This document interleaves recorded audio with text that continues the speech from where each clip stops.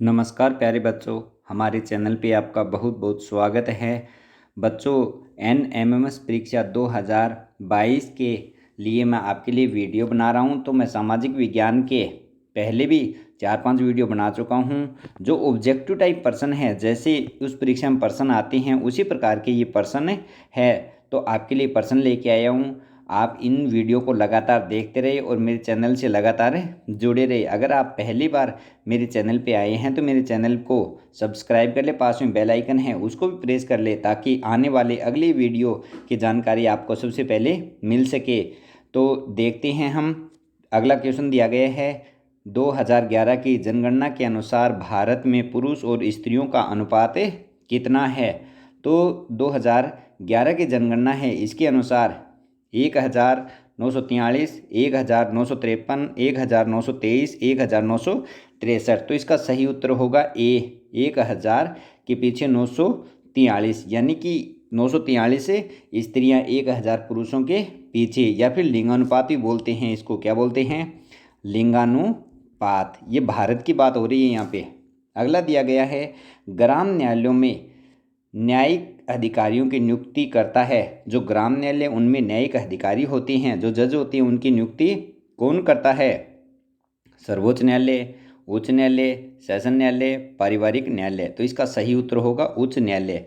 उच्च न्यायालय इनकी नियुक्ति करता है। अगला दिया गया है, सूचना के अधिकार को अस्तित्व में लाने के लिए जिस राज्य का योगदान रहा है वह कौन सा राज्य है? जो सूचना का अधिकार अधिनियम 2005 पारित किया गया था।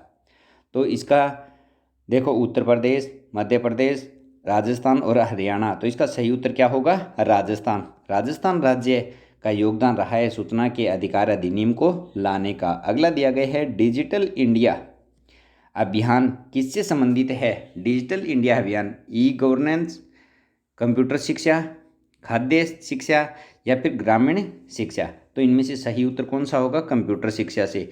डिजिटल इंडिया अभियान कंप्यूटर शिक्षा से संबंधित है। अगला है, बेटी बचाओ बेटी पढ़ाओ योजना चलाई गई है। तो ये जो प्रश्न है ये सभी आपकी किताबों में से ही प्रश्न लिए गए हैं, अलग से बाहर से कोई भी प्रश्न नहीं है। तो बेटी बचाओ बेटी पढ़ाओ योजना चलाई गई है जनवरी 2015, फरवरी 2017, फरवरी 2018, जनवरी 2014। तो इसका सही उत्तर होगा जनवरी 2015। भारत के प्रधानमंत्री नरेंद्र मोदी ने ये योजना शुरू की थी जनवरी 2015 में। बेटी बचाओ बेटी पढ़ाओ, जो लिंगानुपात है उनको बढ़ाने के लिए ये योजना शुरू की गई है। राज्य सूची में कुल कितने विषय है? 97, 66, 47, 55। देखो, 3 प्रकार की सूचियाँ होती है, एक केंद्र सूची, एक राज्य सूची और एक होती है समवर्ती सूची। तो जो राज्य सूची है उसमें कितने विषयों को शामिल किया गया है? तो इसमें 66 विषय है। राज्य सूची में कितने विषय है? 66 विषय। अगला दिया गया है कि कौन सा राजनीतिक अधिकार नहीं है? कौन सा राजनीतिक अधिकार नहीं है? सार्वजनिक पद प्राप्ति का अधिकार, मतदान का अधिकार, शिक्षा का अधिकार, चुनाव में सहभागिता का अधिकार। तो इसमें राजनीतिक अधिकार नहीं है, शिक्षा का अधिकार। राजनीति से कोई इसका लेना देना नहीं है। अगला दिया गया है, किस पद के लिए होने वाले चुनाव में जब केवल एक उम्मीदवार हो तो वह चुना जाता है?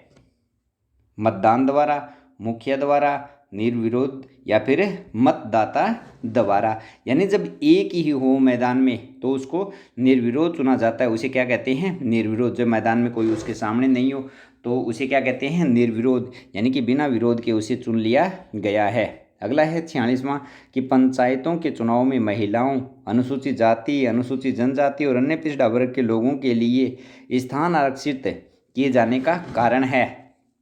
जो पंचायती राज चुनाव है इनमें महिलाओं को, अनुसूचित जाति यानी SC, ST और OBC इनको आरक्षण दिया गया है। कारण क्या है इसका?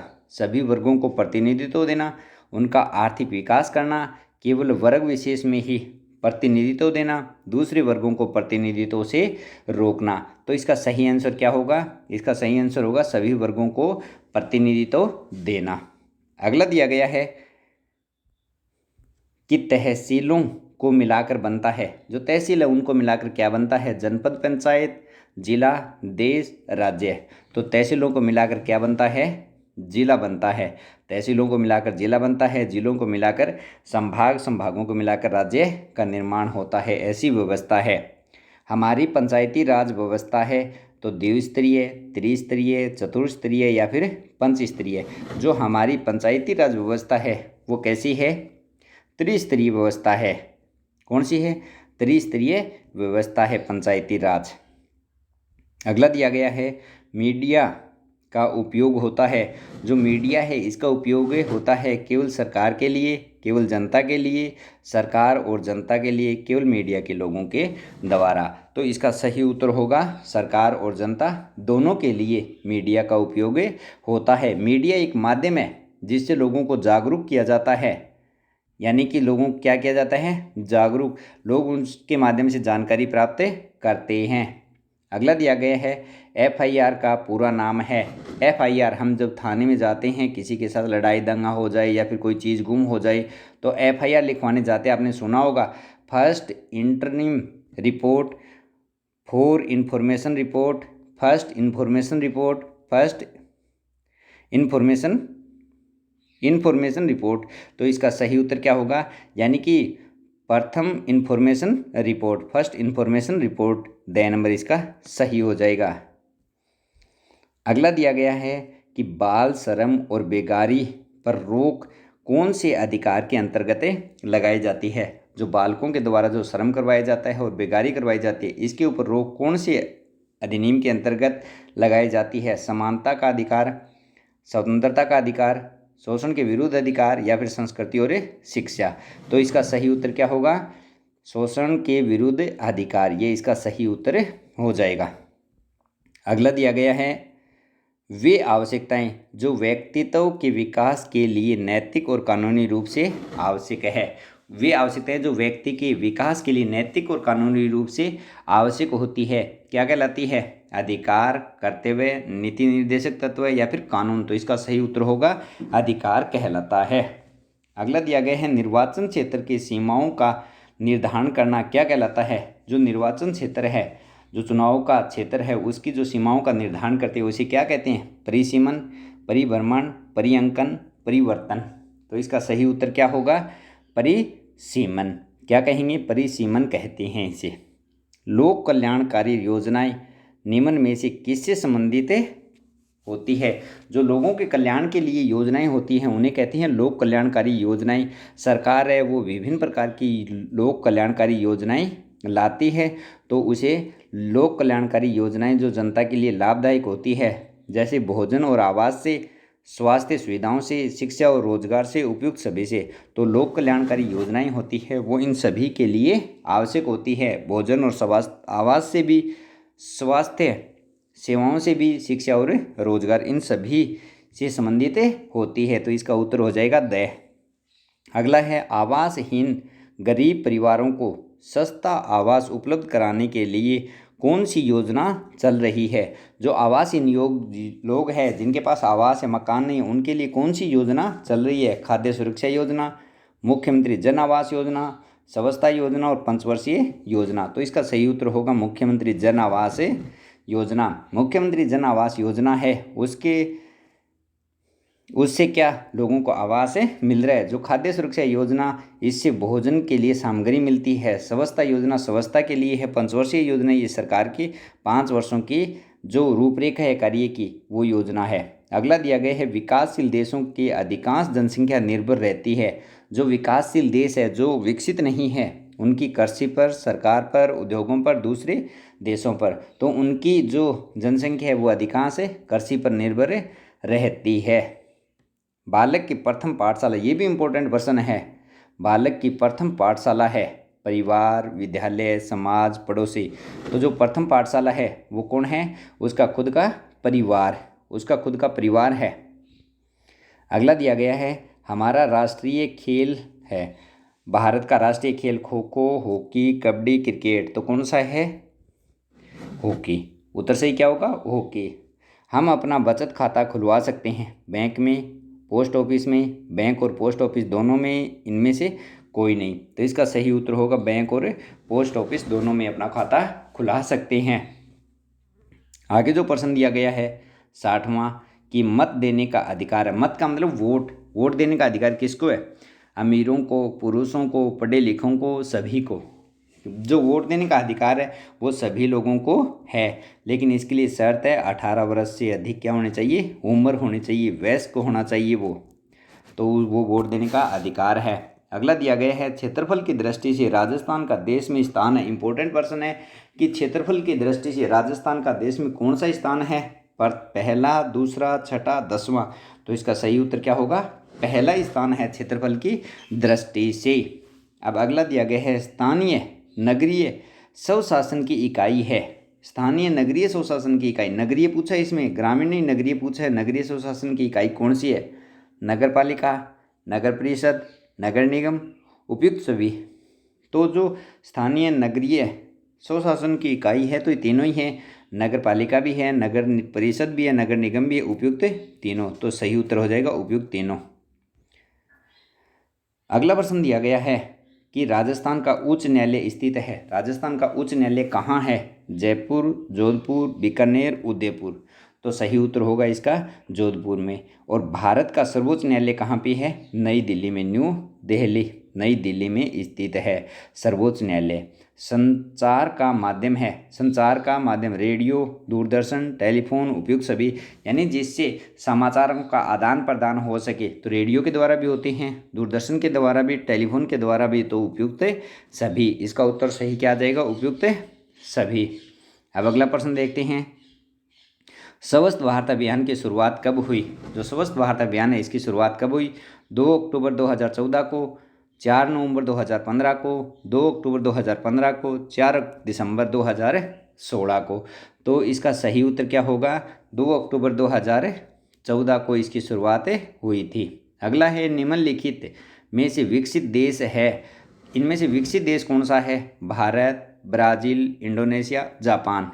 तो इनमें से विकसित देश कौन सा है? जापान। जापान विकसित देश है, बाकी ये सभी देश क्या है? विकासशील है। आगे दिया गया है भारत की उत्तर से पूर्व की सीमा जिस देश से घिरी हुई है वह है, यानी उत्तर से उत्तर पूर्व की सीमा जिस देश से घिरी हुई है, श्रीलंका, चीन, पाकिस्तान, अफगानिस्तान। तो इसका सही उत्तर क्या होगा? चीन से घिरी हुई है श्रीलंका। ये तो अपने भारत के कहाँ पे है? दक्षिण में नीचे, ये श्रीलंका है। अब आगे देखते हैं, स्वीप कार्यक्रम का प्रारंभ किस राज्य में हुआ है? जो स्वीप कार्यक्रम है उसका प्रारंभ झारखंड, राजस्थान, पंजाब, हरियाणा। तो इसका प्रारंभ कहाँ पे हुआ है? तो इसका सही उत्तर है झारखंड में। कहाँ पे? झारखंड में। आगे है कपिल देव और महेंद्र सिंह धोनी किस सेना से जुड़े हैं? दोनों हैं क्रिकेटर, कपिल देव और महेंद्र सिंह धोनी, लेकिन इनको सेना से जोड़ा गया है सरकार के द्वारा। तो सीमा सुरक्षा बल, भारत तिब्बत सीमा पुलिस, प्रादेशिक सेना और नागरिक सुरक्षा बल, किसके द्वारा जोड़ा गया है? तो इनको जोड़ा गया है प्रादेशिक सेना के माध्यम से। अगला है शराब पीकर वाहन चलाना है। शराब पीकर सामान्य दंडनीय अपराध, अमीरों के स्तर पर इनमें से कोई नहीं। शराब पीकर वाहन चलाना क्या होता है? दंडनीय। क्योंकि शराब पीकर अगर गाड़ी चलाओगे तो कंट्रोल नहीं होगा, खुद के नुकसान और सामने वाले को भी क्या होगा? नुकसान होगा, तो दंडनीय है। अगला है राष्ट्रपति का कार्यकाल होता है 5 वर्ष, 6 वर्ष, 7 वर्ष, 10 वर्ष। जो राष्ट्रपति है इसका कार्यकाल कितना होता है? तो 5 वर्ष होता है राष्ट्रपति का कार्यकाल।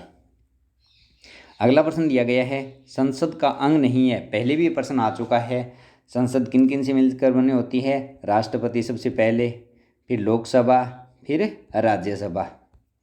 इन तीनों से मिलकर बनी होती है संसद। तो देखो इसके अलावा जो होगा वो अंग नहीं होगा। तो देखो राज्यसभा, लोकसभा, राष्ट्रपति और राज्यपाल। तो इसका सही उत्तर क्या होगा? राज्यपाल। अगला है किसी राष्ट्र के विकास में बाधा उत्पन्न करती है। कोई राष्ट्र है उसके विकास में बाधा कौन उत्पन्न करता है? निर्धनता, बेरोजगारी, जनसंख्या वृद्धि और उपयुक्त सभी। तो इसका सही उत्तर क्या होगा? उपयुक्त सभी। कि निर्धनता भी यानी गरीबी, बेरोजगारी, रोजगार नहीं होना और जनसंख्या में वृद्धि, तो ये सभी कारण क्या होते हैं? राष्ट्र के विकास में बाधा उत्पन्न होने के कारण होते हैं। आगे है पंथ निरपेक्ष देश है। पंथ निरपेक्ष जहाँ पे किसी एक धर्म को नहीं माना जाता है, अमेरिका, भारत, जापान, इंग्लैंड। तो इसमें सही उत्तर कौन सा होगा? सही उत्तर होगा भारत। भारत के पंथ निरपेक्ष देश है, इसमें किसी एक धर्म को मान्यता नहीं दी है, सरकार किसी एक धर्म को नहीं मानती है, सभी धर्मों को समान मानने का अधिकार देती है। अगला प्रश्न दिया गया है, सामाजिक परिवर्तन लाने की जिम्मेदारी है व्यक्ति की, समाज की, सरकार की, उपयुक्त सभी की। जो सामाजिक परिवर्तन है, समाज में परिवर्तन है किसी प्रकार के, वो लाने की जिम्मेदारी किसकी होती है? सभी की होती है, व्यक्ति की भी होती है, समाज की भी होती है और सरकार की, इन सभी की जिम्मेदारी होती है। तो बच्चों, अगर मेरा वीडियो अच्छा लगे तो मेरे चैनल को सब्सक्राइब ज़रूर कर ले और अपने दोस्तों के साथ में भी शेयर करें। धन्यवाद बच्चों।